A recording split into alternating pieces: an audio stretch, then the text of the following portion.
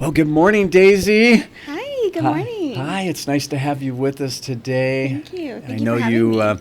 came through the rain today to get Yes. here, so I love the rain though, so I don't mind it. we need it. Yes, we need do. it. Yes, we do. Well, we've been talking about this for quite a while, and by way of a formal introduction, Daisy Murillo, Yes. got that right, from the Escrow House. Yes. And we need and really appreciate our escrow people, and we're Yes. grateful for you. Thank you. Of Thank you. I course. appreciate that. So, today, what we're talking about, in addition to some of the details we'll get into about escrow and what's the process like, maybe answering some of those questions that are a mystery to, Right. to a lot of us. But the mindset of a champion, what sets you apart? And to kind of break that down a little bit, you're a champion in your field. You're an expert. You're a professional. So what sets you apart? We know there's hundreds, if not thousands, of escrows all over the country. There's lots of lenders like us, lots of realtors. Yes. But what sets Daisy apart? So we're going to get to know you a little bit better, Yeah. and maybe just to get started, how did you get your entry into escrow? Yeah. Were you born into escrow, or Right. Ooh, well, let me tell you, escrow is not the sexiest topic, when it comes to the real estate industry. And I did not grow up thinking, oh, I want to be an escrow officer. That was not my dream as a little girl. But my uncle is a broker in Whittier. He owns California properties. Oh, okay. So during COVID, I was working at a timeshare company, and they let me go because it was a timeshare company. It was a hotel. With COVID, they just shut down the hotel. And my uncle was like, hey, we're offering classes. You should come and learn. And I was like, you know what? I mean, I Why might not? as well. Yeah. So that's when I went to learn. I actually started off getting my real estate license. So I did all the courses, and I figured, well, I still need a job. So why don't I get a job that's already related in the industry so that I can start getting familiarized with it even more? Sure. So that's when I applied for an escrow company. It's funny because I applied the same day, I went in for the interview the same day, and I got hired the same day. So the very next day, Quick. yes, I was working in escrow. And so moving fast forward, I started when I was 19. Now I'm 25, still in the escrow industry. I had put a pin in real estate. I discovered that I was just really good at escrow, and it was something that I enjoy to do. And I do think it's important to genuinely enjoy what you do day to day, because sure. we spend so much time, here in the office, talking to our clients, making sure that they are getting what they are needing. Especially in a competitive market, we have to make sure that we are, fulfilling their needs. So yeah, that's kind of how I got into escrow, thanks to my uncle. Wow. You know what? And, it's helpful to have family that is in the business. Yeah. And, that's amazing. Now, so escrow, people hear that phrase, escrow. Oh, we got to open escrow. Oh, we got to wait till close of escrow.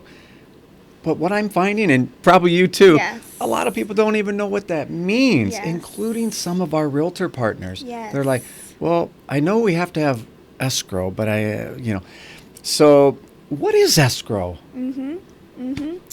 Yes. So a lot of our agents, they do open escrow, and they don't know how to fully, explain escrow to their clients. So they just have they recall us directly.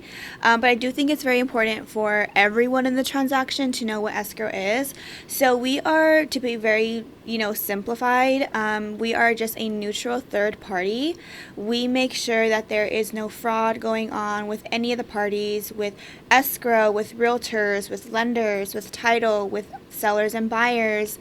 We ensure that the funds coming into our account, they're not fraudulent. They're not being sent to, because now we're seeing a lot of fraud, a lot of, people sending incorrect wires. And so our main priority is to protect all of the assets and funds that come into escrow. And then we release it, towards the end of escrow. But that's kind of the full, I'm not going to get fully into Yeah. detail of it. Into the weeds. Yes, but to be very simple, we are a neutral third party.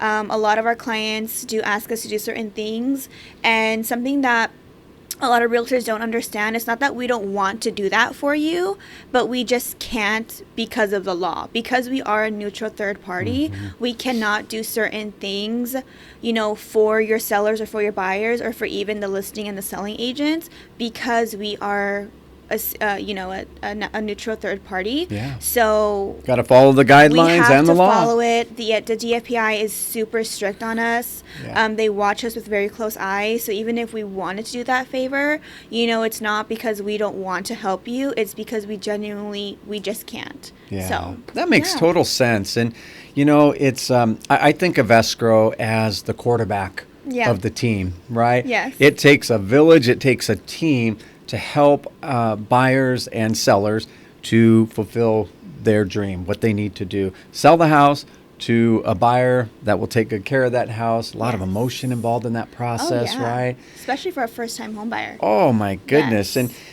And what I find with escrow is that you can take so much of the relief off of the whole process because you not only, the way you explained it really helps, but when you also have a good realtor partner on both sides, the buyer's agent and the listing agent, seller's agent, they explain it they educate. I think education is really the key, don't you? Education is very important.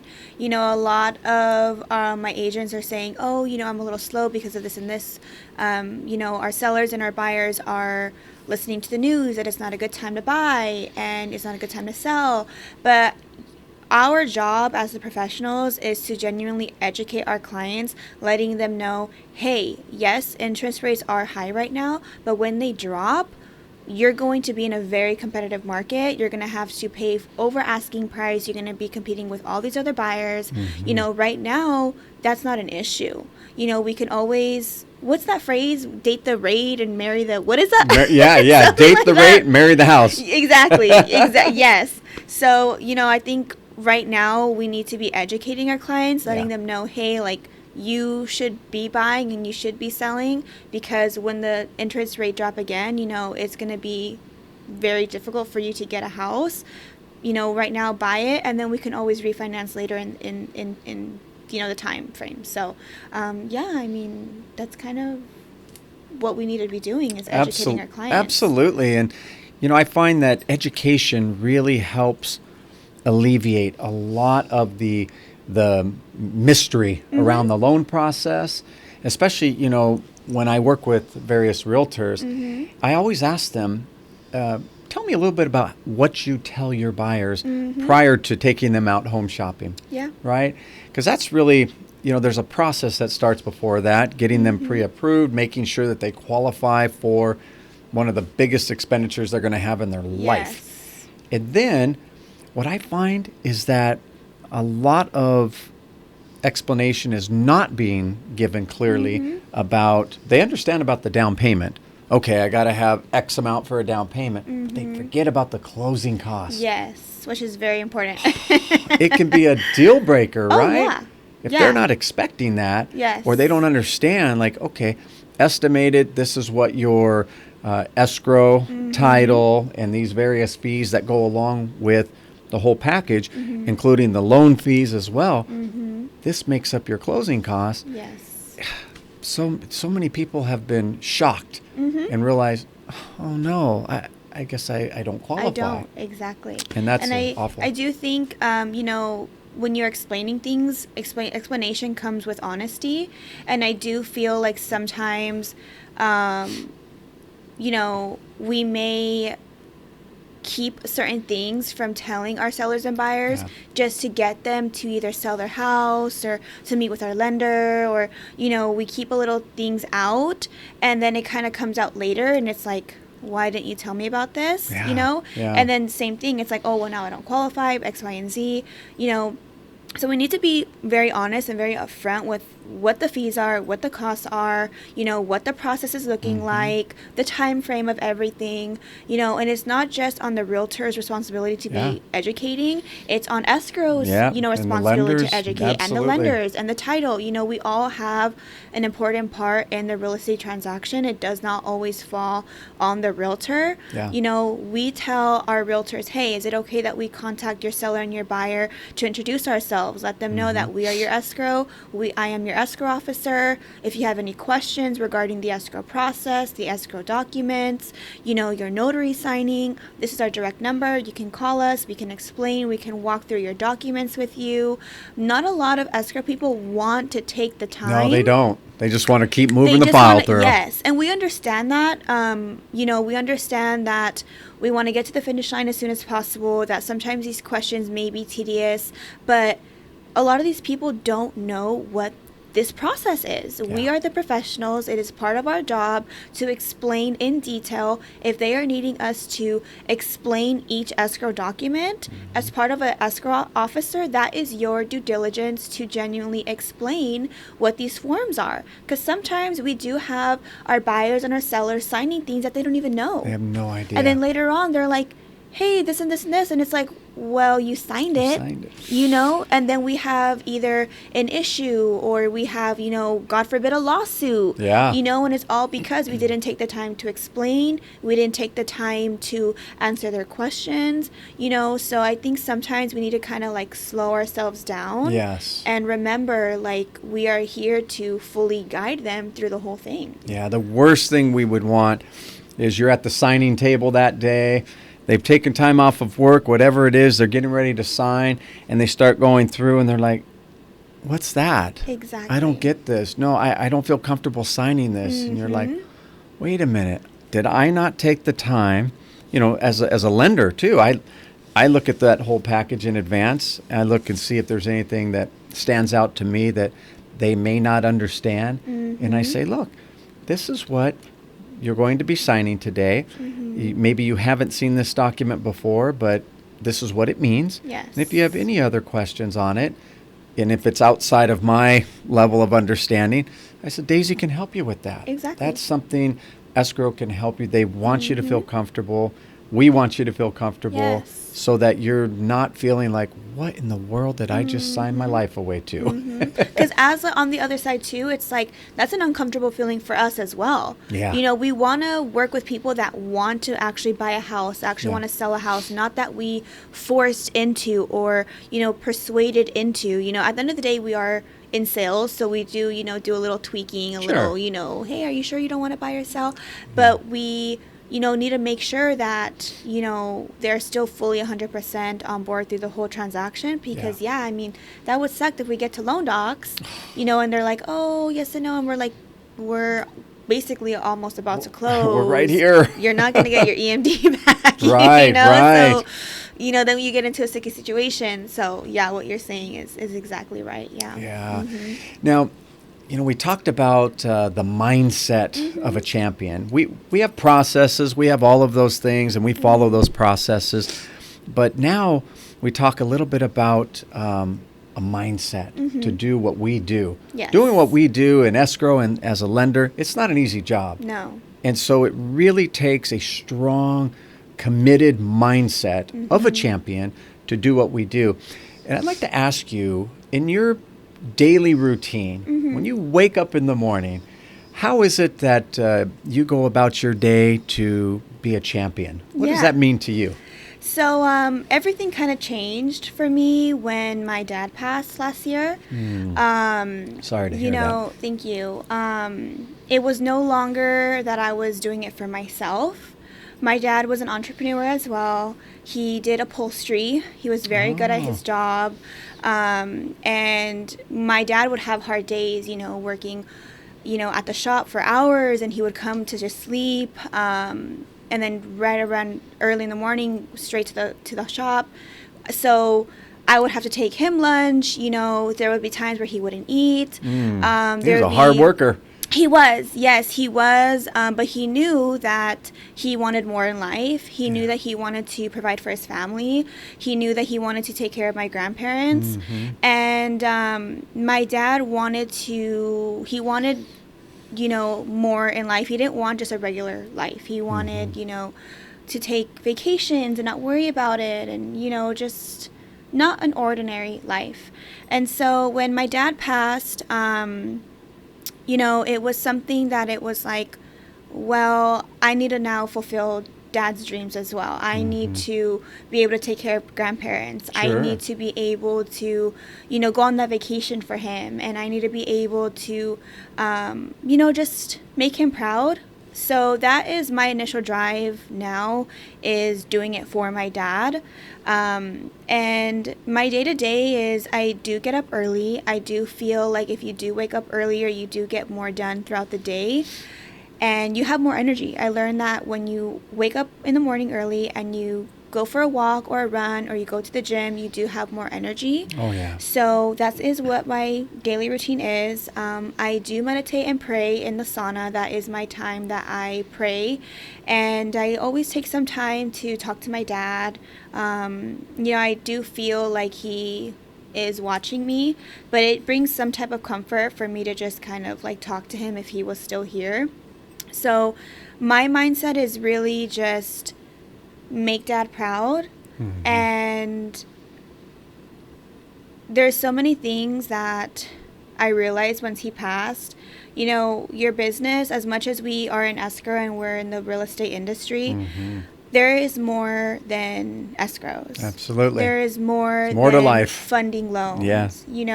So as much as we continue to close deals and to network and to grow our portfolio of business, it's just equally important to feed your mind with alone time, with family time, with doing things that you enjoy, reading, writing, so that is kind of how I have my mindset right now.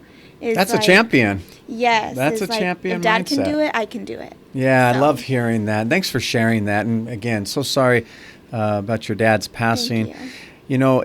It really resonates with me, the fact that to be a champion every single day, what we do is we wake up very intentional. We wake up, we know our why. And I know for me, my why is my wife. Jinmei, I love you, babe. It's all about her. Yeah. And it's about making sure she's cared for. And so my mindset each day is I'm grinding, I'm working hard, I'm helping families so that I can help our family and help my wife, and then help our parents as well. Yes. And that's so important, because if you wake up with a negative mindset or you've allowed some form of negativity to infiltrate, wow, it is poisonous. Yes. It's so dangerous. And so I'm so happy to hear that you know your why. You want to please dad. Yeah. You want to please yourself and your family and take care of grandparents. What a great reason to wake up intentional and be a champion. And there was, I'm not going to sit here and tell you, I wake up every single day happy and I wake every single day go-getter. No, for a whole year last year, all last year I was MIA. I feel like, I had a few people reach out to me like, hey, I haven't seen you. Hey, I haven't seen you at events. And, there was some time where I had a ball rolling where I was at all the events.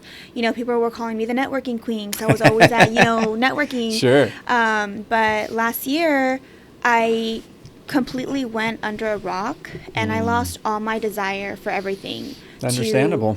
Prospect I didn't care if I was opening or closing escrows. I didn't care what I was eating. I didn't care to go to the gym. I just completely lost all desire. Yeah. And I want everyone to know that it is okay to go through those phases in life, because life can be really hard. Yeah. We go through losses. We go through financial hardships. We go through losses. We go through, someone did this or we have so many reasons, so many challenges, so many reasons to quit. Yes. And just give it up and throw in the towel. Exactly. Especially what we do, it's like we can prospect and prospect and prospect. What we do is not an overnight thing. Right. just because we meet an agent that has a listing doesn't guarantee that they're going to give you the listing. Right. Just because you meet, an agent that has a great reputation, helping buyers, Yep. it doesn't mean that they're going to build a relationship with you. So it's so easy, I feel like, for people, which is why a lot of people quit the industry last year. So many realtors people. up and Realtors, left. lenders, a lot of people left the Yes, business. and they went back to a 9 to 5. They went back to a stable, income, which is, there's nothing wrong with that. I completely understand. I was almost there too. I was like, do I still even be in escrow? Yeah. Do I leave the industry completely? Do I be a realtor? I feel like we all have doubts and we all have things where we question ourselves. Some self-limiting beliefs. Yes, Yeah. and that's normal, It but is. something that I tell my agents is, if you have a thought in your head, a dream, someone you want to prospect, a home you want to buy or sell, God put those thoughts in your head for a reason, so go after it. I've always been a risk taker, so I would rather go for it and then know what the outcome is, rather than X amount of years later say, I wish I wonder should have, what could have, happened." would have. Yes, if you fail, sometimes you're going to fail. That's just part Yeah. of life. Reflect back, see what you missed, see how you can redo it. And if you happen to be successful the first time, great. Keep going, Yeah. Learn from it. Exactly, yes. Yes. Yeah, I love that. That's so well said. And, I was, just the other day, Daisy, I was listening to a clip of a podcast from Tom Brady, Okay. the GOAT, right? Yeah. And then Kobe as well. Yes. And both of them said, you have to fail. You know how many thousands of times we've failed? You know how many shots I've missed? You know how many, incomplete passes? You know how many times I've been sacked? And each one of them stated the importance of never quit. Fail. Failing is okay because we get up and we learn and we move forward and we learn how to be successful. But what's not okay is quitting and giving up. Because in our business, quitting and giving up means that we're quitting and giving up on families Exactly. that need our help. Yes. And that's just not an option in my book, and I know in your book. So, I really appreciate what you're saying there, and why it's so important to have that mindset. I'm never giving up. Yes. I'm going to learn from my failures, my mistakes. I will be successful. I'm a champion. Yes. So Yes. I really, that resonates with me. Well, off topic, off escrow.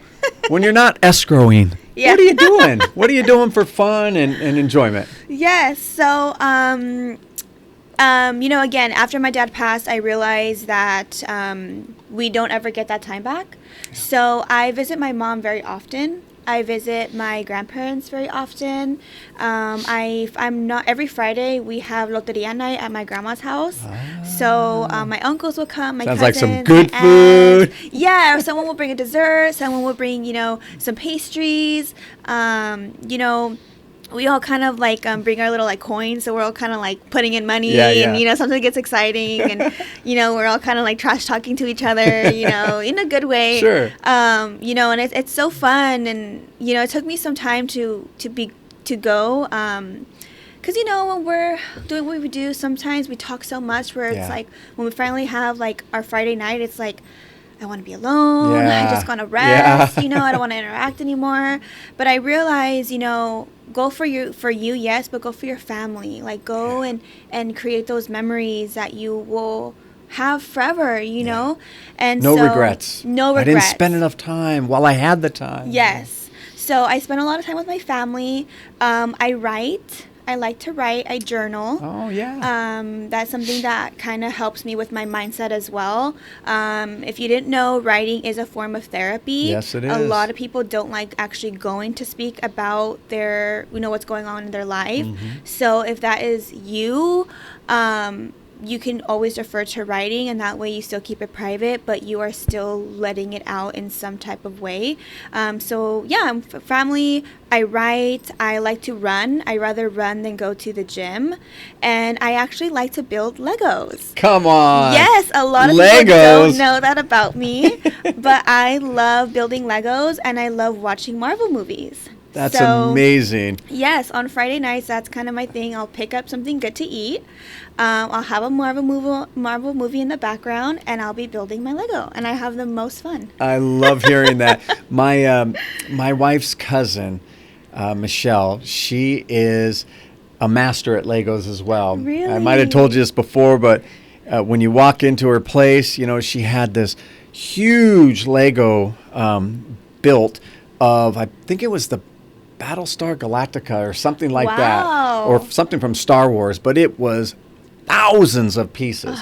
And I'm thinking to myself, I don't want to walk near that. And I'm clumsy. I will break every little piece of that. And I'm like tiptoeing around, but it was Right. so cool. Yes. And here's Michelle is, she's in the accounting department, so she's dealing with numbers and she's managing people, and that is her outlet. Yeah. She loves to just free her mind, put a movie on in the back, and just Yes. work on that. And it's funny because even though we're working, like we're just doing something for fun, Yeah. it's still stimulating your mind. Absolutely. We're still, just like how a puzzle stimulates your mind and you're like, Yeah. oh, this piece and this piece, your mind is still working. Yes.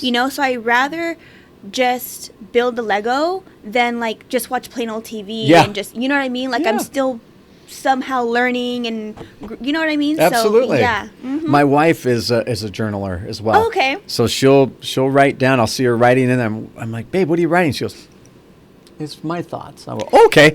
And there, she's like, she showed me a couple times, but Aw. it's just her way. Like you said, it's an outlet. It's an Yes. expression. It's a way that she can tell about her day, tell about, each, thing that was a challenge, how she overcame it, and the joys and the good things and the not so Yes. good things. And just, so I respect that. I think that's amazing. Whereas me, I just Yeah. blurt out everything. Everybody knows what I'm thinking. But that's okay Not though. a private part, You're that still, I keep like, to myself, putting and- everything out, and it's good that you respect that your wife, has like her own like little like things that she needs to, let out. Absolutely. Because I had someone once that I was dating and they went behind my back and they read my journal. Oh, no. Yeah. Yeah. And when you That's a sacred trust. Yes. I mean, that's... And one thing that I like about journaling is sometimes when you go see a therapist, you're not fully honest with them. Yeah. And you don't, have the full details, or Right. you still kind of hold back a little bit, even though they don't judge. But sometimes Yeah, you're telling another person exactly. this, When you're journaling, you are fully expressing everything that you Yeah. feel in detail, what exactly happened, knowing that It's for your eyes only. it's for your eyes only. Yeah. Yeah. So that's great that that you're one, that your wife does that, and two, that you respect that about her. Absolutely. And, we all need that outlet. Yes. And I know for me, I'm in the volleyball space as well. I'm a Okay. professional beach volleyball Oh, referee. really? Yeah. Oh, wow. So I do a lot of refereeing and things like that, but I still play the game as I can, as I have time. But that's an outlet for me. I love to be on the nice. beach, be out there, the fresh air, the ocean, playing some volleyball. But now, as I'm getting older, pickleball. Pickleball What is pickleball? Oh, I've heard man. about it. They're converting a lot of tennis courts now into Okay. pickleball, and it's basically a paddle, Okay. and it's like a ball about that big that has little holes in it, so it Okay. goes through the air pretty good. But it you'll hear it sometimes when you're at a park. It's like it's that sound because of the paddle Okay. hitting the ball, and it's Is it like is it like ping pong? it's a similar form of ping pong, badminton, tennis, all put together on a tennis court, but with smaller lines.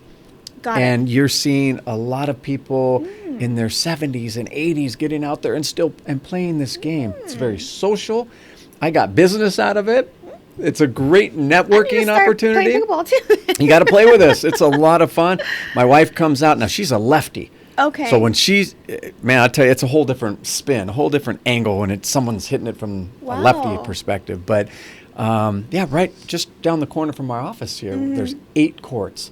And we go play over there. We'll take our whole staff over there Aw. and take a couple hours and Yeah. go kind of decompress and talk Yes. with each other and mingle. I got a refinance out of it. Wow. Talking to people on the next court. Okay, so nice. pretty cool. But well, I have one last question for Okay, you. yes. And, we can see very clearly, Daisy, you have that mindset of a champion. You're a fantastic escrow officer, and your company does amazing things. We're so happy to be aligned with you. What advice? Now, I'm thinking of you as a young professional, because you mentioned you're 25 years old or young, and you have already a lot of experience in a professional field. There's others around your age that are still trying to wonder, what am I going to do with my life? Right. How can I be successful? What should I choose?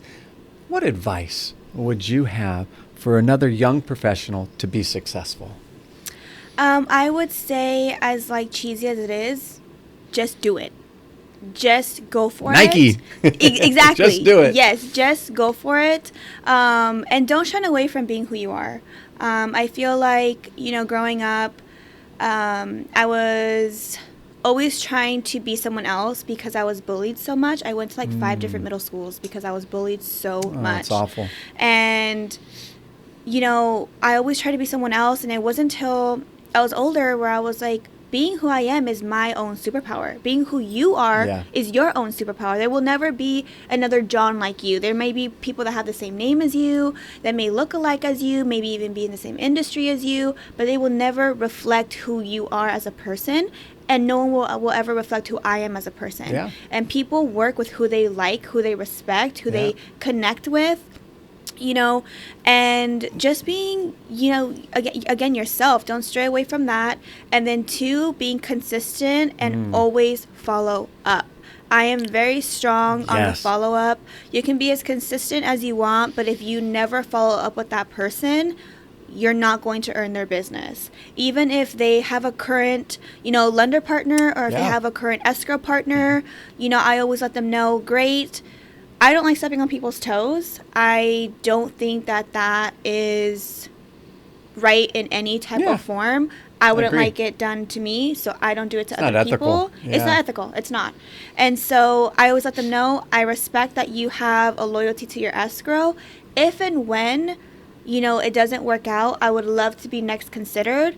I always send them, I have this thing where every month I send best wishes. So I let them know, hey, happy month of February, wishing you a great month of success and new opportunities. That's great. Please let me know if you need anything from me. Even if I don't work with them, I always want to be present. Yeah, top of mind. Top of mind. Yeah. If you hear escrow, you think of Daisy. Oh, I need a referral escrow? Okay, let me refer to Daisy, even if they don't use me. So I actually had a meeting with one of my friends. She's a notary, and she asked me the same thing. She's like, hey, I saw, that you're always prospecting, that you contact 100 plus agents a day. Like, how are you doing it? And I just tell her, girl, I follow up. I keep track. I'm organized. I have a plan. And I feel like a lot of people don't have a plan and aren't organized. Yep. They're just like, oh, I'll be in the office at 9, and then I'll do my calls. And what are they doing with their time? Coffee. Yeah. Scrolling. Like, girl, go call. So I would say be who you are. You're always going to have people that don't like you. You're always going to have people that speak ill will about you.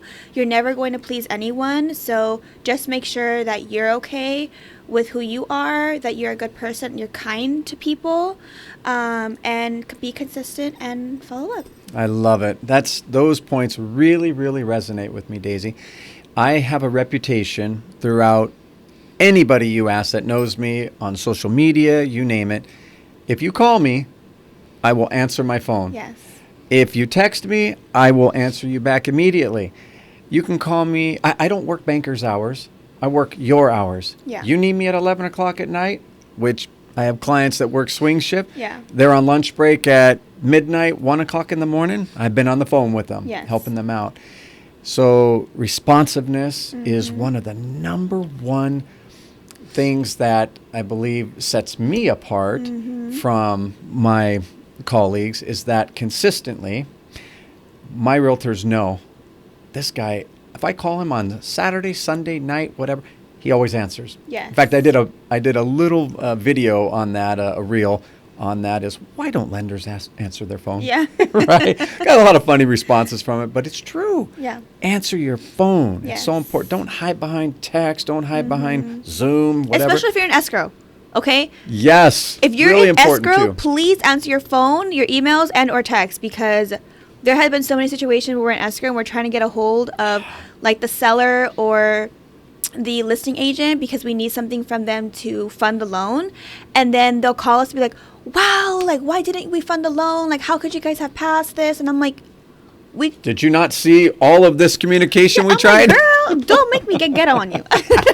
I'm going to jump through this microphone and hammer and get you. Oh, that's so yes, really, answering really your phone true. communication Follow up, is essential. such a key. You can't. It's very tough to build a relationship with people that you just meet Yes.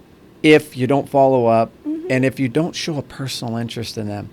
I find, and maybe you find this too, people don't care how much you know until they know how much you care. Yes. Once they know how much you care about them and their issues and their concerns, now they let that guard down and they're willing to open up their trust circle. Yes. And when they open that up and you can get in that inner circle with them, that circle of trust, and know that there is a team, it's going to take a team to close this loan.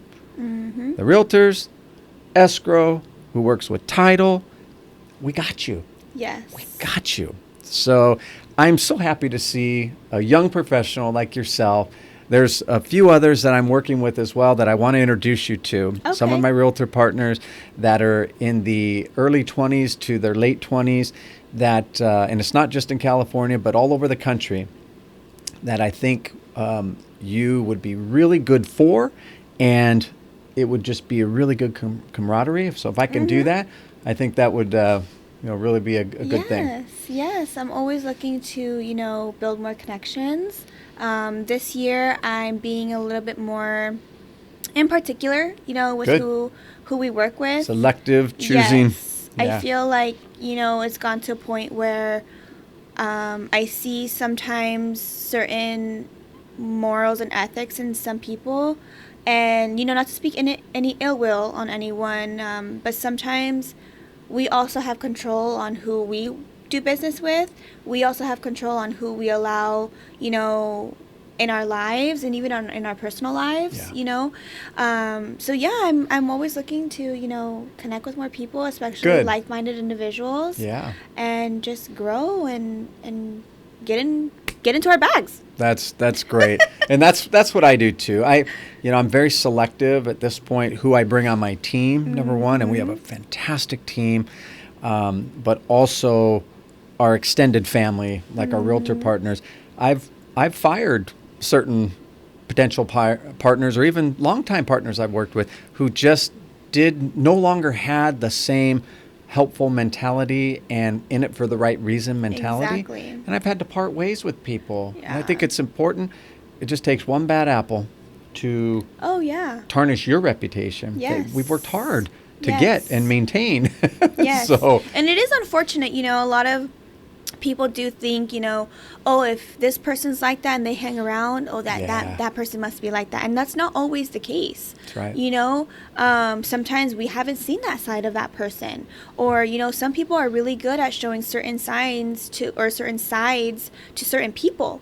People are very smart. Yeah. They know who they can and can't do certain things with. So, unfortunately, people do think if you're hanging out with a bad apple, then you're kind of a bad apple, unfortunately. So we do have to be very cautious on who we hang out with, who we do business with, because people, if someone hears something bad about you, that's it. They're not going to do business, even if it's true or not. Right. Perception. Unfortunately, they're not going to do business with you. That's right. Yeah. You get a bad reputation. Bad reputation is just so hard to overcome, if ever. And, well, Daisy, I'm so grateful that you joined this morning. We got to know you better. We got to know what you like, what things occupy your time when you're not taking care of your clients with escrow as well. And you really helped us see that you have the mindset of a champion. That's why you're successful in helping other families and your realtor partners and lender partners as well. And I'm grateful that you joined today. You've made a big impact, and we look forward to sending you more referrals and a really long relationship that we can work together with. Thank you, John, for having me. I don't really, not really on any podcasts. This is kind of like my first actual question, podcast. So I was a little nervous and I was a little excited at the same time. You did well. But you know, made me feel very comfortable, and I'm very glad to be, you know, associated with you and a good team like you that, you know, actually helps people and have their morals in the right place. So I'm very equally thankful for you as well. So thank you. Thank you again. Yes.